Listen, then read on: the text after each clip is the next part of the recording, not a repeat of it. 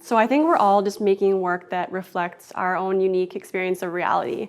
And my experience of reality was shaped in 2012 when I had my first experience with meditation. It was a 10-day silent meditation retreat called Vipassana. It's a Buddhist meditation that means insight, and it's a way of self-transformation through self-observation. So you train your mind to become aware of every sensation, from the subtlest to the grossest, as it arises and passes in your body. And so you begin to understand that everything is impermanent and in a constant state of flux. And when you begin to realize that this truth exists within you experientially, you can't help but recognize that that's how the universe functions as well. And so one of my favorite artists, William Kentridge, also talks about the uncertainty of images and how you can see the world as a series of facts and photographs, or you can see it as something in an eternal process of becoming or unfolding. And my work reflects this notion of reality and constant change and flux in the way that I'm approaching my handling of material. So I'm applying thick, heavy oil paint on the surface, removing it and reapplying. So every part of the painting contains parts of the other parts of the painting. So there's this idea that there are no separate processes in nature, in the world, within us, and also within the painting process. And so I work wet into wet always. So there's this ability to make any type of change that I need with the material.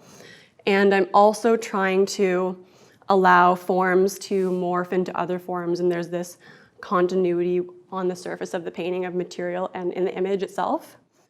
It's funny, I didn't realize it until recently, but it's inspired by the very first painting that I made during lockdown, which was a 4x6 painting, a totally dark sea of deep purples and reds and blues. And it was the only painting I could make in the very beginning of all of this uncertainty. All I could bring myself to do was to paint tiny stars in this vast ocean of darkness.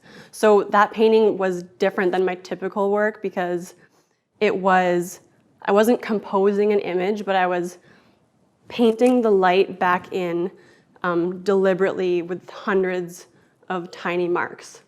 And so I ended up making this painting, which I see as a continuation of that.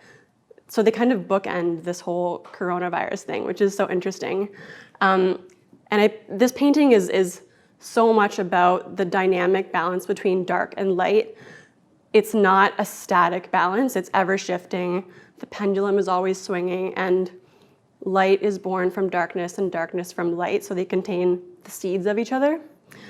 And so I painted this piece, and the very last decisions that I made were to paint these small bits of light in this dark mound on the left. And what I'm really realizing is that this painting, as well as the first one that I made in the lockdown, are trying to communicate the significance of a spark of light amongst the darkness. And so this painting is actually titled A Little Light, which has two meanings. It's a little bit of light, the significance of that in providing hope and faith in the face of uncertainty, and also a little light. So these lights are physically small, but very significant. So I'm excited to share this with you.